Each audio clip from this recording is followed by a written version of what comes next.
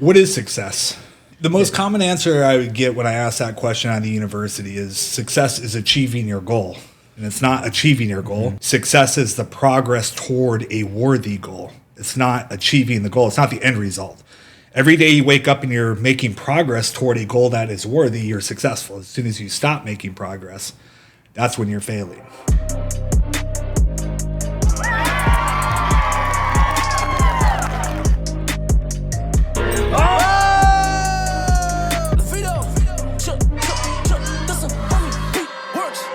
Good, baby.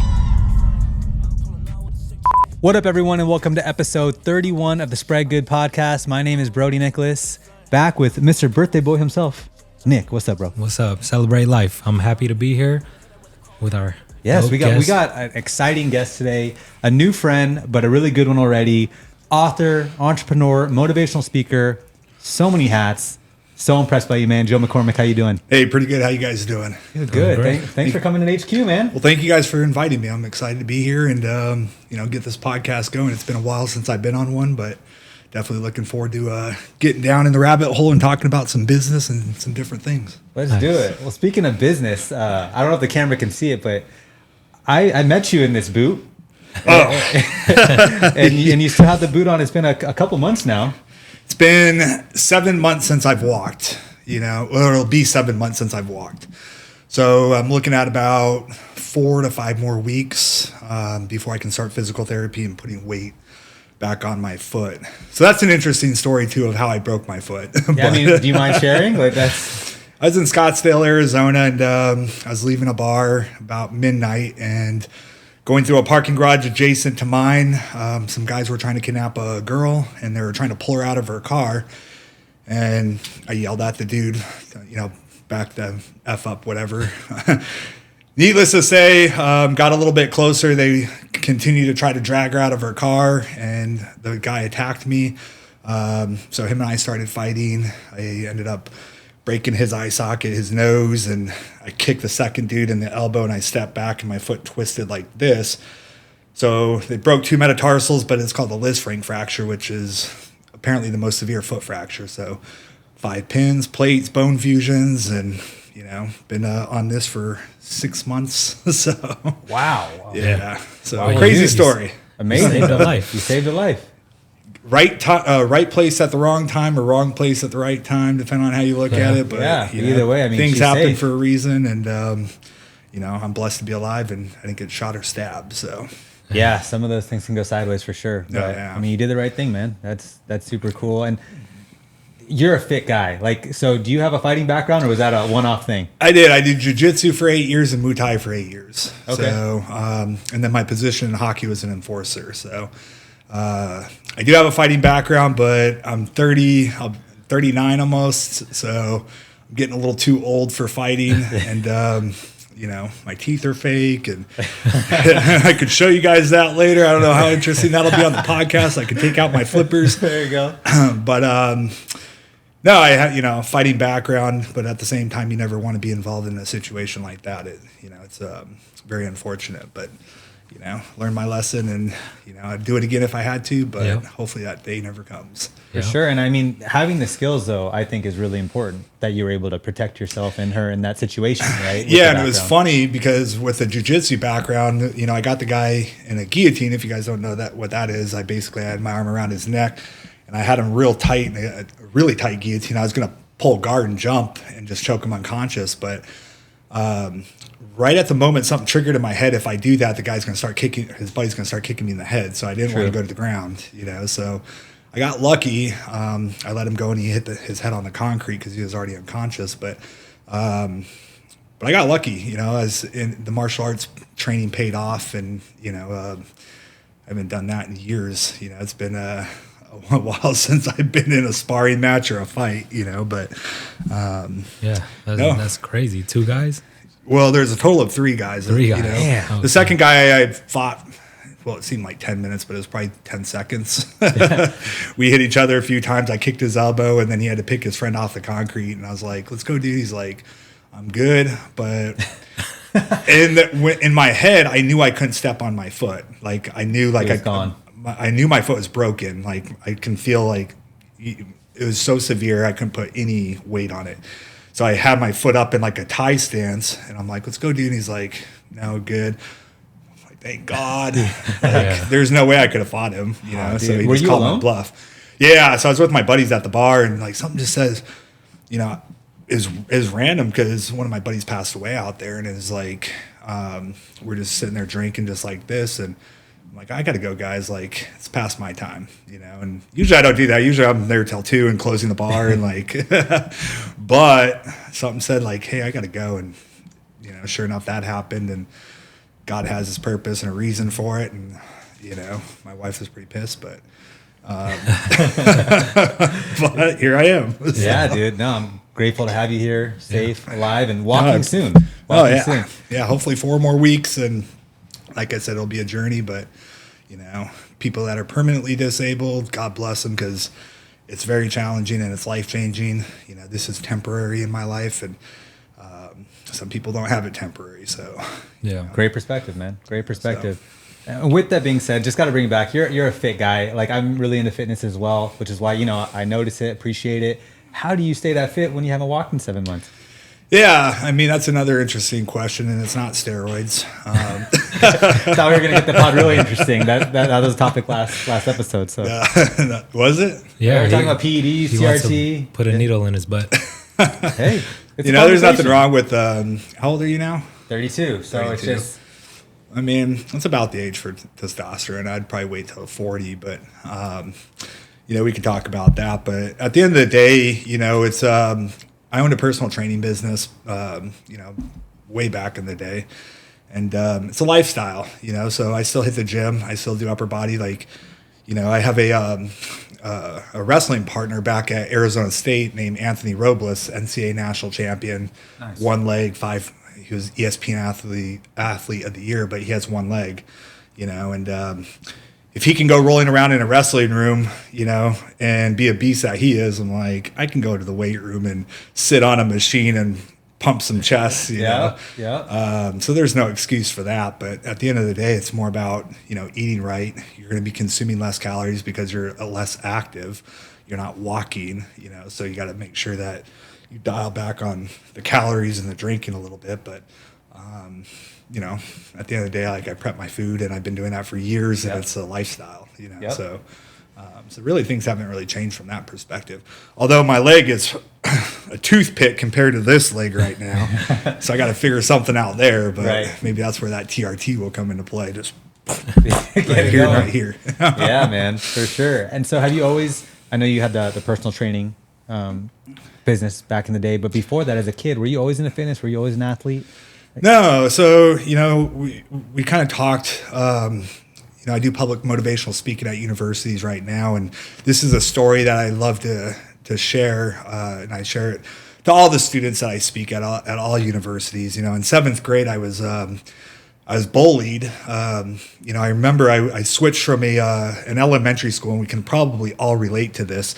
The elementary school, I was a track athlete, and you know, I take 8th in the nation, like the 400 meter in 6th grade. I was skinny, I was small, but I was a really good runner. And I transferred from an elementary school to a junior high, and that junior high was a prestigious junior high, but it was very cliquey. It was, you know, 90% LDS, you know, Mormon school, so very cliquey. And me growing up as Catholic didn't really fit in.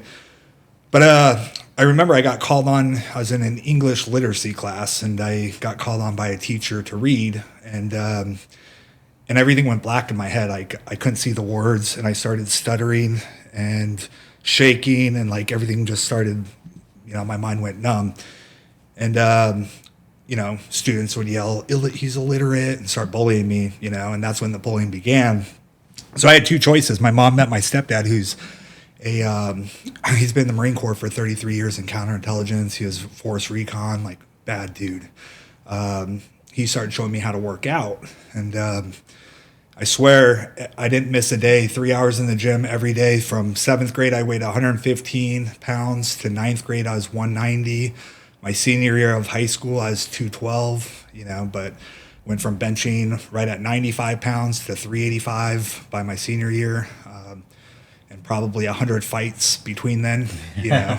But yeah, it was an interesting story because I remember that day, and I remember like I'm never gonna let a bully or anybody pick on me, you know. And I could have, you know, you can use it in a positive. I don't know if I was so positive by fighting. I wouldn't say that, but sticking up for yourself and not being pushed over, I think, is very important. But it kind of shaped me who I am today. You know, got me into fitness, and I changed my position in hockey from, you know, forward to an enforcer. But it's weird how things, and I'm sure you guys can all recall like a pivot in your life where it's like that moment changed the whole course of my life. You know, like if I didn't have that kid pick on me and I didn't get called on to read, I probably wouldn't have been into fitness and, you know, being jacked and like loving to fight and, you know, doing all that stuff that I've done, and, you know, got me the confidence that I have now, you know. So so it's interesting though, you look back and you're like, wow, that one moment, right? So I love that, because you actually took the question from me 15 minutes early, because that was one of my questions for you. With all the accolades you have, did you ever have a moment? And that was it. That young, huh? I mean, there's been multiple moments, you know, but that one, and I think anybody listening to this show, everybody's like, I want to change my life, right? We all want to change our life, and even me right now is to where I am in life. I know I can do better, and that's probably the biggest thing I'm afraid of. Is like, I'm not afraid of any human being, right? I'm not afraid of dying. But I think about what am I afraid of, and the biggest thing that I'm afraid of is not living up to my expectation, right? It's like you wake up and you don't do the shit that you're supposed to do, and every day that passes, you're like, man, I could have done this. That's what I'm afraid of. It's like, man, I didn't live up to what I could have been capable of living up to, right? That's what scares me. But there's always been those pivotal moments in my life where it's like, you can go this way or you can go that way, you know, and you know, I think that's something that we can all live by. But fitness, you know, going back to it, you guys want to change your life. I think that's a great starting point. It's easy to measure, but it does a couple of different things for you, you know, and one of is delayed gratification, you know, focus, because the problem with today's world that everybody wants to be successful is they're comparing themselves to everybody else on Instagram. Like I was just at Cal Baptist University this week, and this, you know, one of the girls asked me a question. She's like, you know, you're so far ahead of where we are, and, you know, you have so much going on, and you're, and I'm like, wait a minute, why are you comparing yourself to me, right? I've been doing this for years. You're just still in school, you know, so you can't compare yourself to other people. You just got to continue to do what you do every day. But delayed gratification, anything good in life is delayed. Like you don't see the results immediately. That's with money. That's with your business. You know, all of a sudden you see somebody overnight success. I guarantee you it took them 5-8 years to get to that point before they blew up. You know, it's like, it doesn't happen overnight. And with fitness, it's the same thing. It teaches you delayed gratification. It's like, you don't just wake up one morning, I'm 210, and like, you know, it's very gradual process. But if you can stick it out for 2 months and start seeing changes, then it, you know, it builds that, that toughness in you, and that endurance, and, you know, perseverance. But you start off with that, and that builds confidence in all areas of your life, you know. And I think that's a good spot for everybody to start. You know? Yeah, I love that. It seems like a common theme with a lot of our guests is, nothing happens overnight, and nowadays everyone wants success right away, but you won't get success just right away. You need to work. What is success? Yeah, what do you question? For what do you everyone, think? it's different. Everyone is. What is success? That's a great question, and I've actually been dealing with that. He knows this. The last really year is when you build something bigger than yourself. It's fucking cool, right? But I don't know if this is Nick, but like everything's temporary, the good and the bad sometimes, you know. And I feel like, so for me, like I built up businesses that are great, and I should be happy because they peaked. But I am such a creative mind. I'm so forward thinking that I'm like, so I think it's a blessing and a curse for myself. Is sometimes I don't know what success is sometimes, because I'm always trying to find it, my new success, right? The most common answer I would get when I ask that question at the university is success is achieving your goal. right? Okay, so you said success is different for everybody. So you talk financial success, making $1 million, not living paycheck to paycheck, all that is success. Personal success, having a X amount of friends, having healthy relationships, being physically fit, that's success. Your professional success, having your dream career, having a good business, whatever that looks like. But the point is, success is different for everybody. But over the years, I changed my definition. It's not achieving your goal. Success is the progress toward a worthy goal. It's not achieving the goal. It's not the end result. Every day you wake up and you're making progress toward a goal that is worthy, you're successful. As soon as you stop making progress, that's when you're failing, right? Because how many of you and anybody watching this can agree you hit a goal, and then once you hit that goal, you get a trophy or you win, you're like, okay, what now? Yeah, you need a new goal. But as long as you wake up and like what we're doing right now, it's like, yeah, it takes work to set up this podcast, to call me out, get people. But now it feels like you're making progress. Like, wow, we just did another episode, right? That progress is success in itself. And that's what you have to embrace and enjoy. It's a journey. It's not the end result, and once I realized that, I'm like, as long as I, focus on making progress every day, I'm successful. If I don't hit my goals, I'm not successful, right? And like I was doing a podcast, like I said, with Nathan Potter, the CEO of DW Distribution. He gave me a piece of advice, and we can all appreciate this. It costs you $1.25 at the dollar store, because I think it's not $1, it's $1.25. Buy a stack of index cards. Write out 3 of your priorities that you're going to accomplish tomorrow. Write them on a piece of paper that night. Here's my top 3 priorities that I'm going to accomplish tomorrow. And you have to hit those things the next day. Now, here's what, we can talk about the 80-20 rule. 80% of your success equals 80% of your success is 20% of your actions and so forth.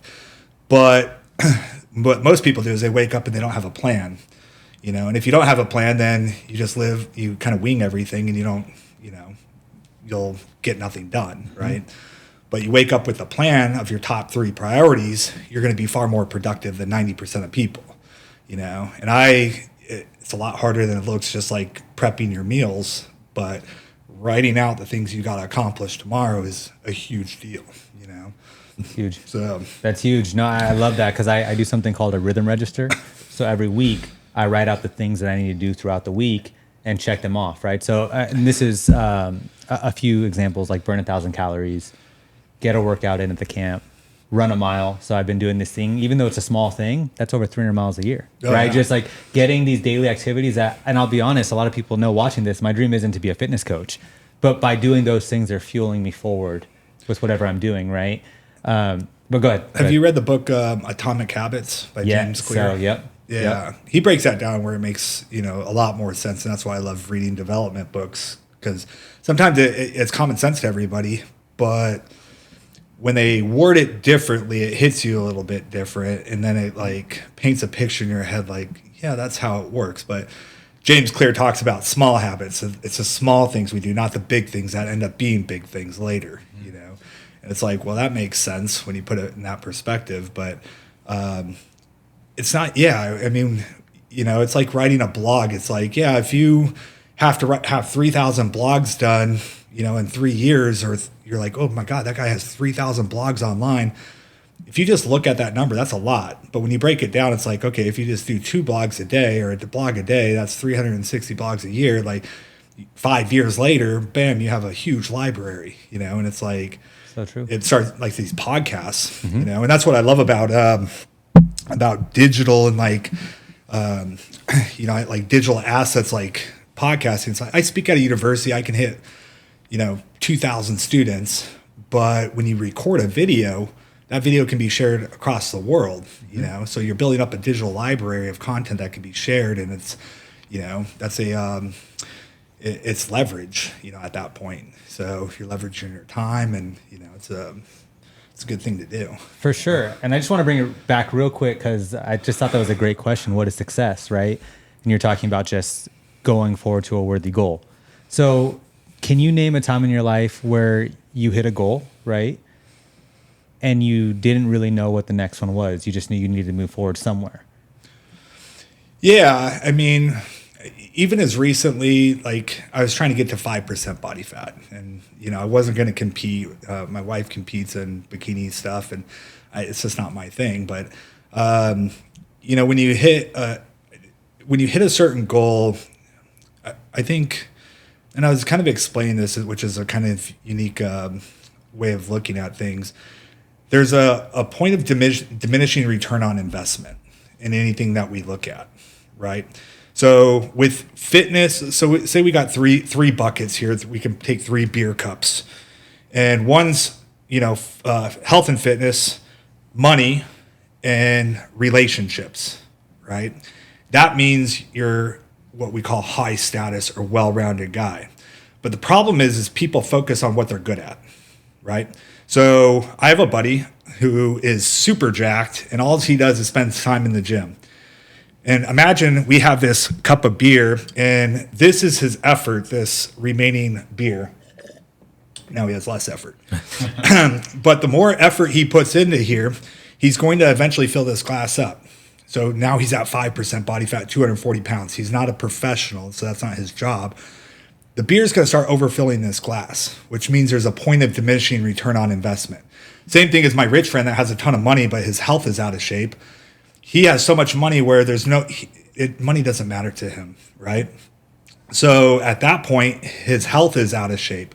So, he's focused so much on here, but his relationship's not so good. His fitness not so good.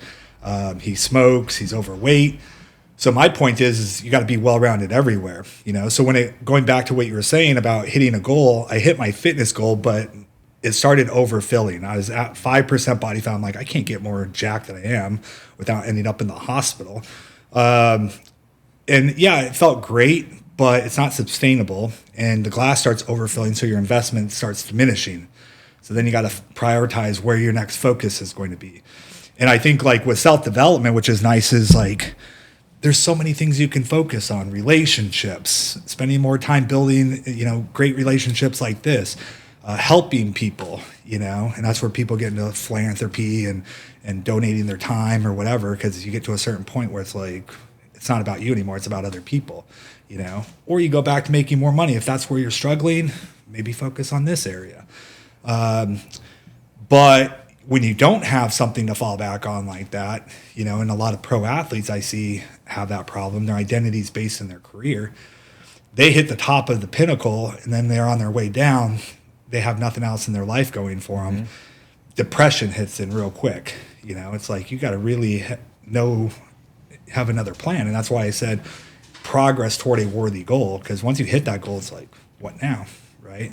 If you don't have a what now, then it's like, oh, shoot, right? Depression kicks in, and then you start feeling sorry for yourself, and then they want to go back and fight, or they want to go back and play sports because that's all they knew. It's like, wow, so true. What a good example. It's crazy. Yeah, I love that. Balance. I feel like through the past couple of years, I've learned more balance. I used to be all about work, less about relationships. Now I'm figuring I need to be more about the relationships that I have with my family, obviously, and not just so much about work and making money and being successful. I feel like both of us went too far into philanthropy, where our focus was on helping other people to the point where it was diminishing helping ourselves. And yeah, I think that's a great example. And I love the fact that you preach balance, because I feel like a lot of, I guess, self-help talk is about just becoming successful. But you're talking about becoming successful as a person, a balanced person. And I love that. Yeah, and I think everybody can appreciate it, like especially when you get to certain levels in your life, if it's fitness, money, whatever. At the end of the day, it's not what makes you happy. It's the balance that'll make you happy. It's like if you go on a cruise and you're at the pool and you're 300 pounds overweight, I don't care how much money you have, you're going to be insecure and you're not going to be that happy, right?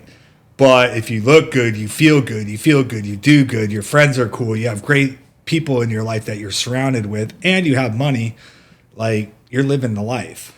But unfortunately, too many people fall into one bucket or the other, and they don't really have that balance, Yeah. I see it too often with, I'm in the entrepreneurship world, and it's like, it's very easy to get sucked into your business and get hyper focused, because that's what we do. But you really have to step back and say, you know what, like I'm letting this go and I'm letting this go for what? This,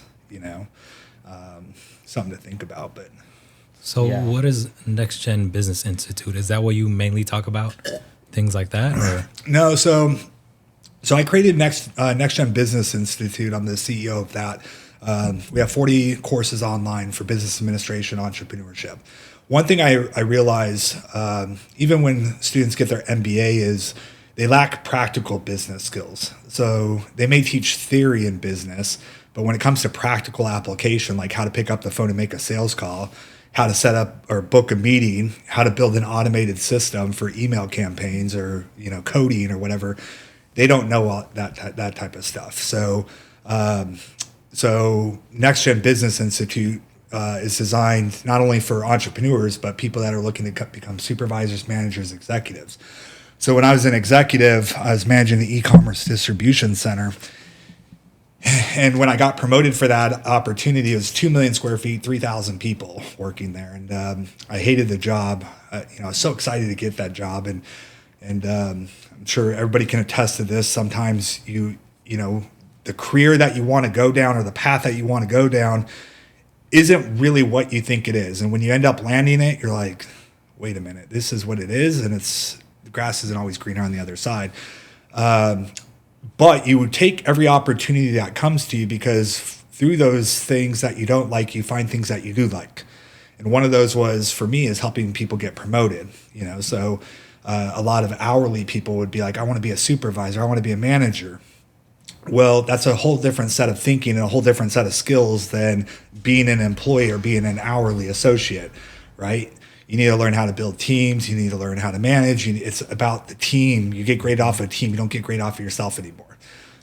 So it's partnerships and so forth. So I got several people promoted, and I developed a passion, because when you take somebody from understanding that and they become leaders, and you can develop a leader, it's like, wow, like you change that person's life and they're changing people's lives, and it's like, it's more satisfying. So that's what NexGen Business Institute does. You teach fundamental skills so you can be successful as an entrepreneur, but executive, manager, leader, how to sell your degree to the market, get paid for what you're worth.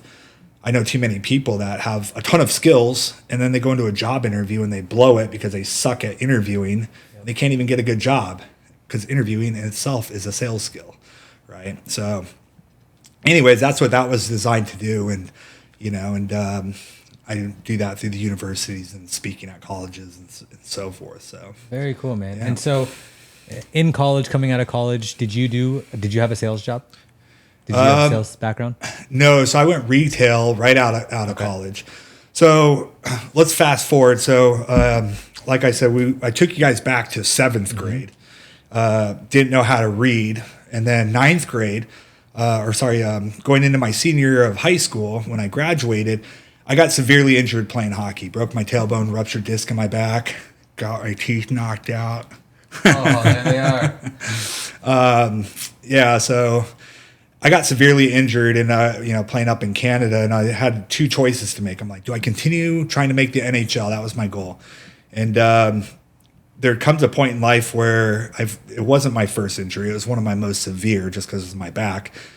But I could either continue that direction, but then you're passing out on years of growing a business, years of school, and I'll be 25 by the time, I make it or don't make it. And then diminishing returns kicks in. It's like injuries prevent a lot of people in hockey from making it to the NHL. And it happens in all sports, but football is prevalent. I didn't have a backup plan. I knew I want to go in the military, but they wouldn't accept me because of my broken back. Law enforcement, I tried that. Got rejection letters because it was really competitive at that time. So I was like, maybe I'll be a personal trainer. And that's what I ended up doing. And I was working at LA Fitness. I started off my career there, and I was really good at training clients. I was really good at sales.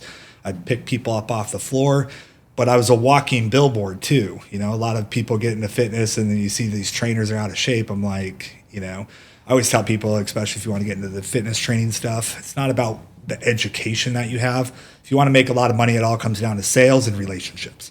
So I built a huge business within LA Fitness, and I was making like $2,000 a month, which I thought was a lot of money right out of high school. I was like, damn, I'm balling. But I noticed the gym was making like 12, 13, 14,000 a month off of me. So I asked for a raise. What did they say? No, right? So I started my own business, and I didn't have any money at that time, but I was looking for apartments, to live at, and I was looking at all these luxury apartments. They had these really nice weight rooms in them. So an idea popped up. I'm going to see if I can build my business in these luxury apartments. They have huge weight rooms. So I made like 40, 50 calls, ended up booking a deal with an apartment. They gave me a free room, let me grow my business in there, built it up over 300 clients, 5 different cities. And this is something I teach at the universities. I was making $15,000 to $20,000 a month take home, by the time my business was going. As good as I was at making money, I didn't know how to spend money. So I go to the bank, I'd buy a car, buy a house. I bought a huge house with a 2,000 square foot weight room, size of this whole place, and all the machines you can think of. I was balling it. What happened in 2008? The housing market crashed. And being young and stupid, I lost everything. All my money was going into liabilities and not assets. And I didn't know anything about money, other than how to make it. But when the housing market crashed, most of my clients were real estate investors, brokers, real estate agents, bankers, whatever. They all lost their jobs. So they're like, sorry, you can't afford your training anymore. So first thing they're going to cut is a luxury business like that, or, a high-paying, personal trainer at $80 an hour. It's like, sorry, Joe, we can't afford your service anymore. Taught me a huge lesson. And that's what I teach at the universities too. Every student, they graduate, they make, $30,000, $40,000 more a year. What do they end up doing? They end up upgrading their car, buying a bigger house. So they're living paycheck to paycheck. And it's like, so we talk about that, a lot about Robert Kiyosaki's cash flow quadrant and stuff like that. But so I got into the fitness business that way, and grew a really large business in Phoenix doing that, and learned my lesson about money and assets and so forth. So what happened? Like when you lost everything? What? Yeah, so I lost everything in 2000, roughly. It was 2008 when kind of right before that. I mean, I hit the wave. Arizona got hit super hard.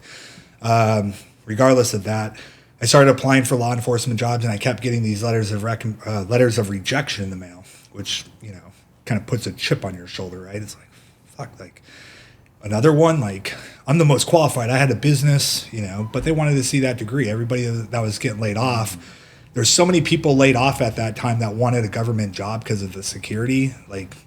So I went back to college, and the difference here is I had I had several great mentors. And if you guys are watching, take notes on that. Mentorship is huge. Imagine we're going whitewater rafting and you've never been before, and you go down one of the gnarliest rivers by yourself, and you're going to hit every rock on the way down.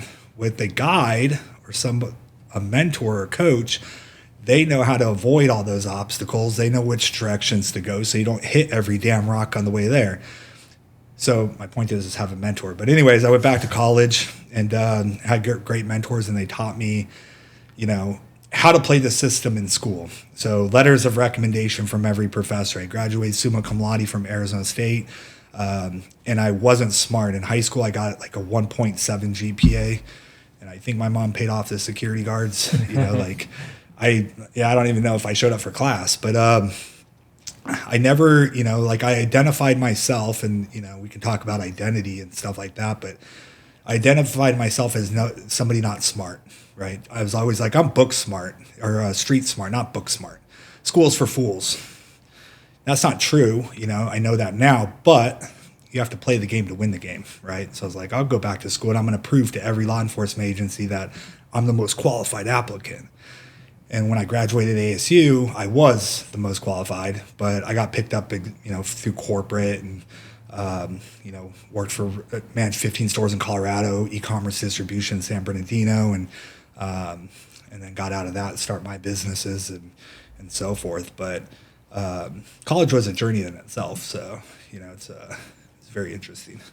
I love the mentorship. I think we talked about it a couple episodes a couple episodes ago with one of our guests. How did you find your mentors? Were they just business relationships from your training, or? Yeah, mentorships can come from a lot of different things. It depends on where you are in your personal development journey, I believe. People always ask me, like, where do I start? Well, you have to have a lot of self-awareness about yourself. You got to be able to identify where your weaknesses are. Sometimes you don't know until you start something, and then you kind of identify, like, oh, maybe I don't like to go talk to people. Maybe my networking sucks. Maybe I'm afraid of a camera. And then you start learning where to find those skills. Maybe it's online, maybe it's through friends, but you find out where your opportunities are, and obviously through personal training, you meet a lot of successful people, so at that point I had great mentorships from there. But as I developed in my career, I needed to find different mentors, that have different expertise in different areas. And I think that's, you can get it through networking events, but more importantly, there's internet. You can identify who you want to be your mentor, and you reach out to those people. But you have to provide people with value before you can ever ask for anything in return. And we can talk about, networking skills and so forth if you guys want to go down that road. But, I learned a lot about that, which is a unique proposition in general. But anyways, yeah, I think that's one of the most important things that you can do. So yeah, I love that, because when we usually meet people in business that kind of have kind of the skill set and accolades that you have, it comes down to like, oh, I knew sales, right? And then as I'm asking these questions, you didn't come from sales, but I called 50 apartment complexes. I made a business out of LA Fitness clients. Like, so where did you learn the sales? Is that just like a true gift, or was that something that you developed? That's a good question. I've done a lot of sales trainings, So when I first started at the gym, it's always tough to say, like, I've picked up so many things. First off, my mom's like nationally one of the best in her company at sales, business to business and through distribution channels and so forth. Some sales tactics you can teach, and then others I don't think you can. And, my mom being one of those salespeople, you cannot teach what she does.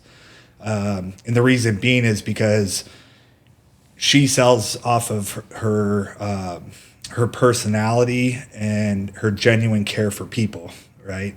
She's just so likable, and she's just so good at talking, and just loves everybody, and she knows everybody. And I don't think that that's something that you can mimic or teach necessarily. People get more comfortable, and but that's a very unique gift that she has, and she can she's a CRM in her head, Me, I walk out of a business and I already forgot the name, and I'm like, shit, got hit too many times in hockey or something. But there's, in any sales, you can always improve those skills, right? First off, it's a numbers game. So anybody thinks that you're going to pick up the phone and make 10 calls and, book 2 appointments, you're out of your mind. There's always rejection, and we can talk about how to overcome the fear of that rejection. But trial and error, in the gym, we were required to go talk to people off the floor, ask them, hey, you want to work out, and see what it's like working out with the trainer. And then they had their little sales system. But at the end of the day, when you see where you lack in those skills, then you start to ask for help, and then you start reading books, whether it's the closing, whether it's the presenting. But one thing, sales is a psychology, and one thing I can say that for people that don't like sales is, first off, we're all in sales. If you're going to a job interview, you're in sales. If you want a boyfriend or girlfriend, you have to sell yourself to that person to want to hang out with you and be with you. Your personality, the energy you give off. Everything is sales.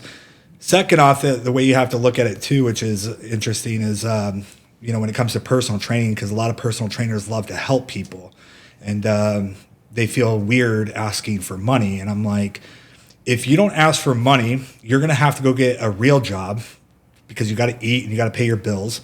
Then you aren't going to have the ability to train that person, because you're going to be working for somebody. So therefore, you need to ask for money, or you can't help people, right? There's an exchange of value. So if you look at it differently, It's a really weird psychology, because I used to train some people for free, and they would put in half the amount of effort. They wouldn't show up for their appointments because they didn't value the service.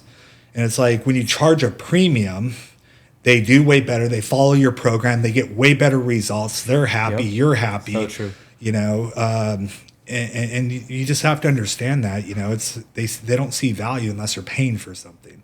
And you can't be afraid to ask for money, because if you don't, then you can't help people. And it's just like you guys in your, you know, philanthropy. It's like, you want to help everybody, but you're going to run yourself thin, and you're going to run out of money. So if you don't ask people for money, you can't continue that philanthropy and helping people. You know, it's just putting the cart before the horse, so to speak, you know? Yeah. So true. So true. Everything is sales. Yeah, I know. I love that, because that's the truth. Everything is sales. Yeah, I've always said I'm not a salesperson, but I've always told my wife, and I was always good at interviews. I would always get the job, and it was just selling myself. But I wasn't. Yeah, I would always say I'm not a good salesperson, but I would always get the job through doing good at interviews, selling myself. And I love that example. Yeah, and that's because you have a genuinely warm personality, you know? Thanks. But I think, like, you know, when it comes to interviewing, is like, or sales in general, it's all about making a connection. True. Right? If you don't make a connection in an interview, then what happens? You're not going to get the job. You're not memorable, for one. But people like doing business with people they like, right? So at the end of the day, you got to figure out a way to make a connection. So when I was interviewing for the e-commerce position, just a quick example, I walked in the room, and the director, the regional director of all the e-commerce, I'd interviewed, is my final interview, and he had a bunch of San Francisco 49ers memorabilia all over the place. I'm like, dude, I can't work for somebody that supports the 49ers. Like, you guys suck. Right? That's the first thing that came out of my mouth. And then we started bantering, and like, he asked me 2 interview questions. You know, we talked shit about football and the Cardinals. I'm like, Cardinals are my team. You guys beat us in the Super Bowl. He's like, yeah, we didn't deserve. Anyways, we made a connection. He's like, I like working with this guy because, like, we can banter. We were talking shit. Like, it was a good time. Like, you spend more time with the people at work than you do your own family or significant other. So if you can't get along with them in an interview, you're not going to get hired. Same thing with sales and business. It's like, people do business with people they like. So lighten up a little bit. You know, you don't have to be a stiff board. Like, be a human being and make them like you. You know, like, at the end of the day, I don't have an expectation, so I don't get rejected. I don't care if they buy from me. You know, I don't care. If I can help you, great. If not, we're going to be friends. That's it. I love that. I love that. And so I came from sales at 18, right out, direct sales. And what I learned from that, because I didn't even feel like it was sales, because I believed in the product so much. I was just giving value. So if you want to, like, the product I was selling was $1,500. If you want to get the $58 one from Target, go ahead, but you're going to buy it 78 times throughout your lifetime, or you can buy ones from me, right? And that's just the reality of it. But then goes into the banter, the just being an authentic person. I think it leads into, like, just like, I hate the word networking, but it's true. Like, when you go out and just make friends, dude, we became friends, and we built like 3 businesses since then. And it's crazy, you know, but all the people that I've met through just business, it's worked when it's actually more than business, right? But it's like, you brought up a good point there, or you said something really important as well, though, is you believed in what you were selling. Correct. Right? If you don't truly believe in what you're selling, so go back to fitness. If you're a trainer and you don't truly believe you can get that person results, good luck selling it. I'm 100% confident if you follow my system, you're going to get results. 100%. Like, the math is there, like, the science is there. You know, if you're lying to me, I'm going to know, you know, so, but I'm 100% sure if you follow what I tell you to do, you're going to get the results.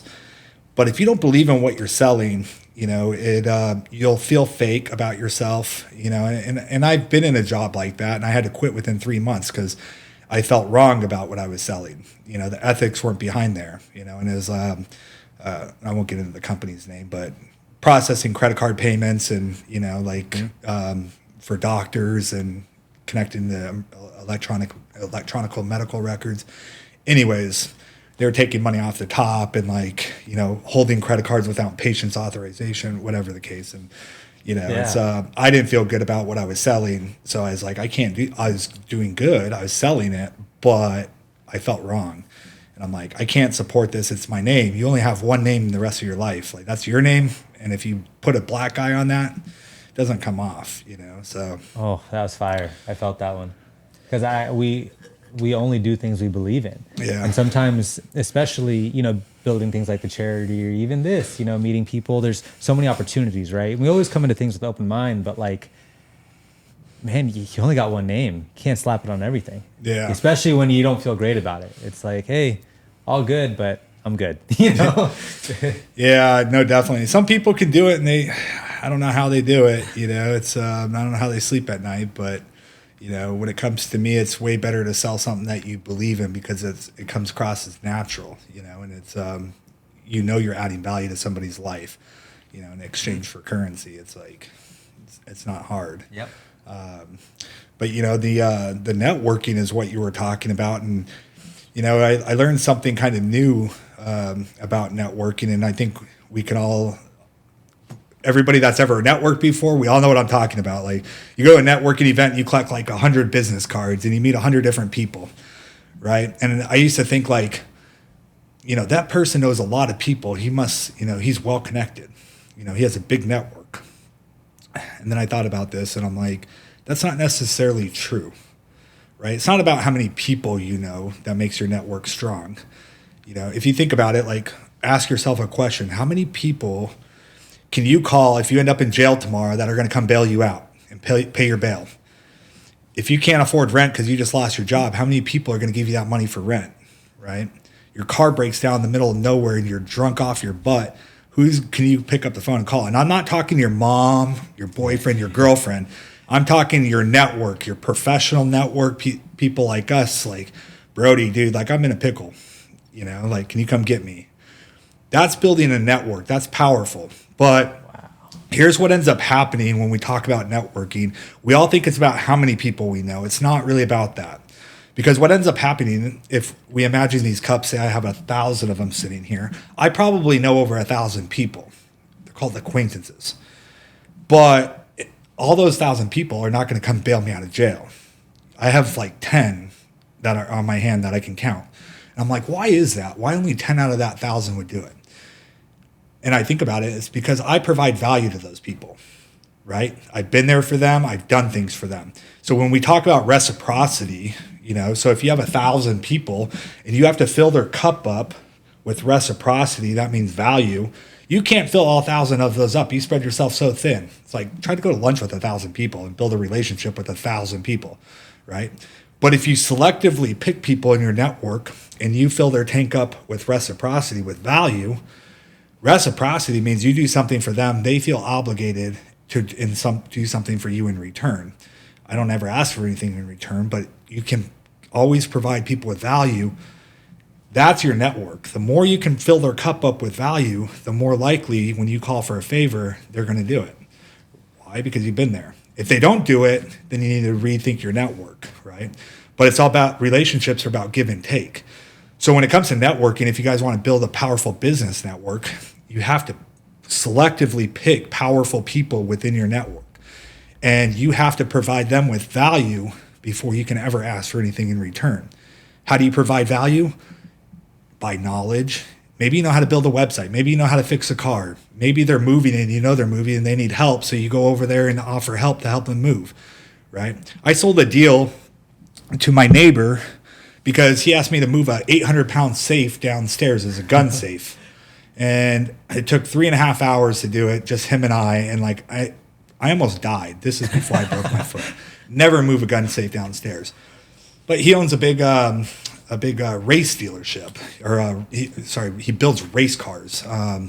So he has a lot of employees, but he fabricates race cars, and Anyways, I said, hey Tony, called him a couple of weeks later. I said, hey, I need I know that you have a lot of employees. I wanted, take a look at your benefits package, workers' comp, blah blah blah. Oh yeah, dude. Here's who we're using. We're using ADP right now. Blah blah. Anyways. Before I ever asked anything, I always provided value to him, right? So my point to that though is that think about your networking a little different. Think about your relationships different. If you're in a relationship with your boyfriend, girlfriend, and you're adding value to them all the time and they're doing nothing in return, you may want to reconsider that, right? It should be relatively 50-50. They do something, you do something, but you aren't, measuring, keeping checks and balances, but it should feel natural. When I go to the bar with my friends, it's like sometimes they'll pick up the tab and pay for everything. Sometimes I'm picking up the tab paying. We don't, I got you last time. It's like, no, dude, I got you this time. Like, we don't even ask. It's just a relationship like that, But if you're hanging out with people and they expect you to pay all the tab the whole time because you're the baller, shouldn't be hanging out with them. Yeah, you need to look for new friends. Yeah. So I think we've all been there. Too. So. No, I love that way of thinking because so good. Yeah, I feel like naturally I've just always thought of networking as I don't need to meet 1,000 people. I just need to meet like 2 or 3 people who I can really connect with and really help me. But yeah, recently I've been going to networking events and it's like, we got to meet 1,000 people, whatever. But yeah, I think the relationships are more important than just getting everyone's card and getting everyone's phone number because you can call them, they're not going to remember you. What's the point? Yeah, and there's a difference between networking and prospecting. Yeah, True. Yeah, true. So that not knowing 1,000 people and just not going out there's a value to prospecting. Mm-hmm. And hey, you may not be in my network, but I met you at this networking event, and I think I can help you, or we can help each other on X, Y, Z. They don't have to be a part of your immediate, but don't get the two mixed up because it's important to go meet a lot of people. Mm-hmm. Yeah. Because they can introduce you to a powerful person that may end up in your network as well, right? So that's different, going down a different rabbit hole with sales and stuff. That's a good point. That's a good point. It's a good point. And with rounding this all out to something that I really liked is your public speaking, to the universities, because here at the Spread Good podcast, we're always looking for how do people spread good in various ways. We have comedians that tell jokes. We have actors that tell stories. We have musicians that write songs that help heal people, right? And you go out and you speak at these universities. Is there a reason why you chose that path? Yeah, a little bit, because I think back on my life and what I didn't know at the time, and I think universities have their place, but I think they're going to be, I hate to say it, overtaken, in years come, just because they can't keep up with technology as fast as it's moving. And give you an example, Google's an example of that. It's like they hire kids out of high school to come to the Google college because coding is just so fast that by the time you graduate college, then it's like it's already outdated, right? So there's still a place for college right now, but having said that, they don't teach a lot of the skills that you learn when you graduate, and that, like, congratulations, you got your degree, now what? Well, 80% of the population has a degree. How do you separate yourself from that?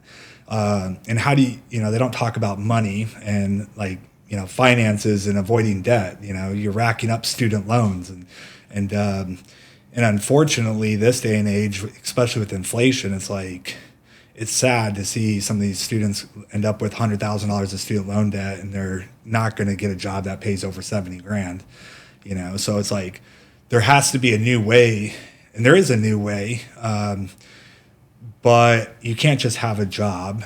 You have to have a side hustle now. You have to be building something of your own, and I think the strongest thing to build is a personal brand, of your own, because that creates unlimited opportunities. But to get into this college, I think I'm even trying to get into high schools now, because I think college it's a little too late. And I think that coming from my background, I'm a little bit more relatable. It's like I'm still young, but at the same time, it's like, dude, I grew up pretty tough life. If I can do it, anybody can do it, and it's especially, not being able to read and stuff. And if I can catch them in high school, though, and teach them these philosophies before they even hit college, they'd avoid going into student loan debt, and they would have a better game plan because they would have a mentor like me, because I had mentors that can say, I would go this route instead of this route, and here's why. And hopefully that would save them, 12 years of headache that I had to go through and all the mess ups that I've done, so yeah, that's kind of why I got into that. But I love doing it. And I still, I'm getting back into it and starting to speak more and more at the universities, and it's something I'm definitely passionate about. So a lot of times I speak for free at class level, at school level I charge, but I don't care about coming and speaking to 30 students for free at a class, so. That's fired up, man. That's cool. And I love that point too, is you're saving them time.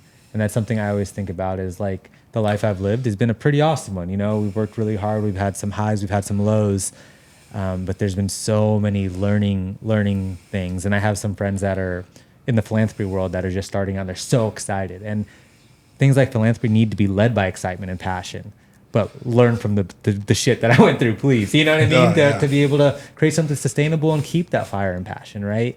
So I just love it because I have that same outlook for people that are coming into my past professions, right? It's like, if I can add value anywhere, I'm excited to do that.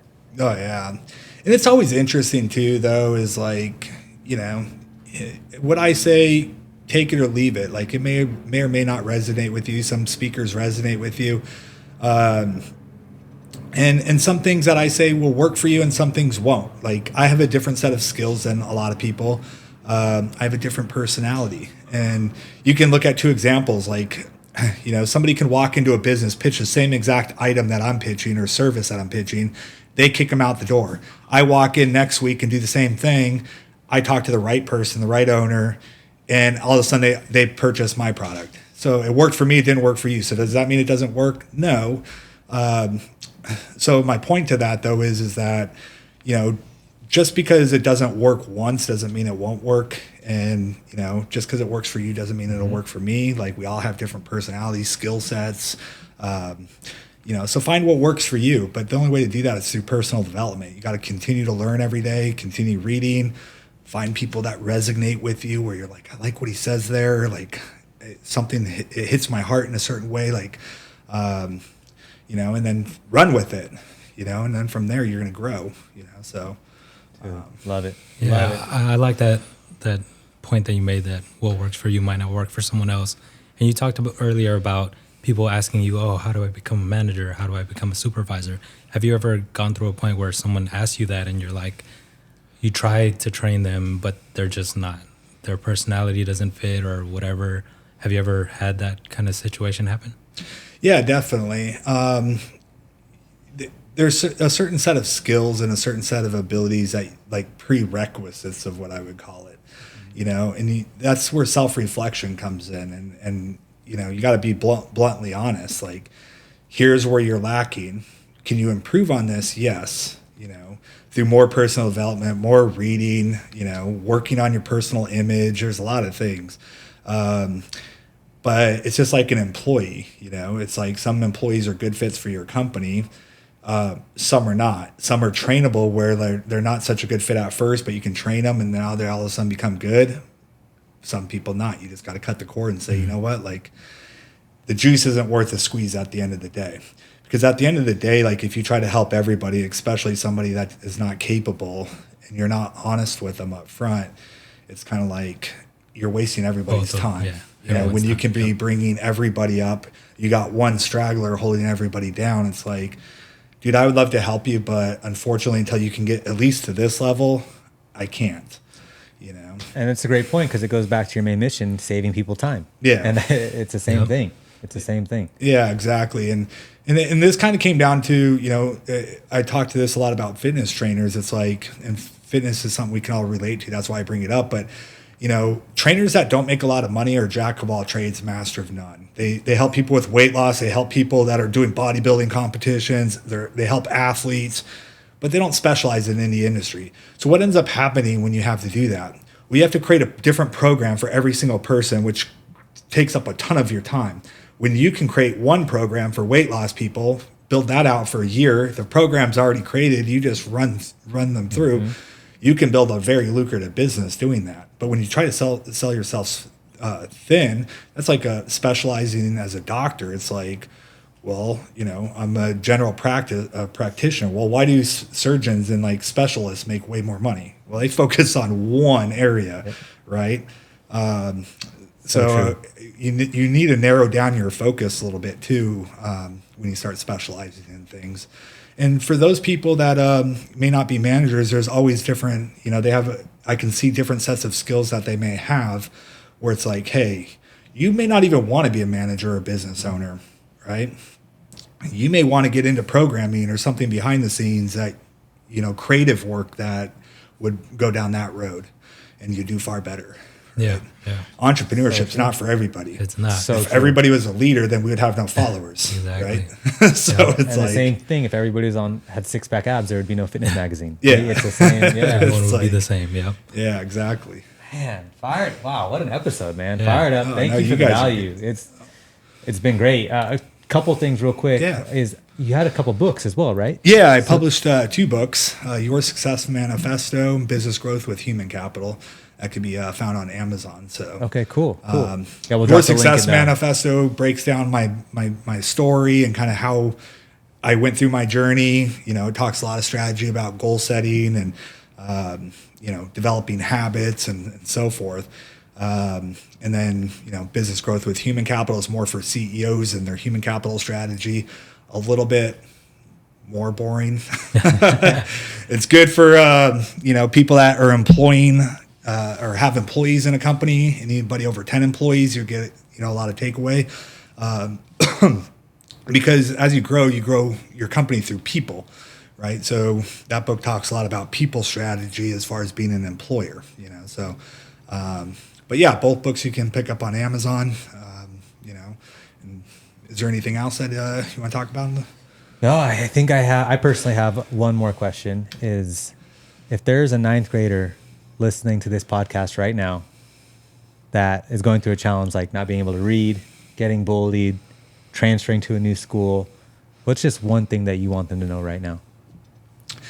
I would say the biggest thing, like if you can imagine me when I was in 7th grade, I was 115 pounds, very scrawny, no confidence. I was extremely shy. I wouldn't talk to girls, and going from there, it took gradual steps of improvement. And I started off with fitness, and it took me 2 months to notice some results. And from there, I became addicted. And it changed, like I said, it changed my life. But wherever you are right now in your life, I don't care if it's 7th grade, I don't care if it's 9th grade, you can change. But the change has to start today. And it's about consistency and focus, delayed gratification. So you got to continue it day after day. It's not going to happen overnight.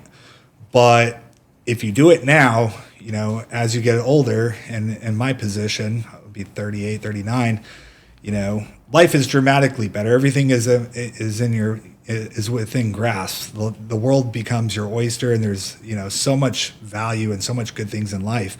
If I didn't take that journey, I didn't take that step. The other alternative is you can sit there and feel sorry for yourself, and nobody else is going to feel sorry for you. I'm not going to feel sorry for you. Unfortunately, is when you get older, nobody cares about your struggles. They only care about you winning at the finish line. So you can stay at home, be a bitch, cry, feel sorry for yourself, or, you can get to work, and it's going to take work. But if I can do it, and I'd love to show you pictures of how small and scrawny I was, and how nerdy I was, and but if I can do it, you can do it.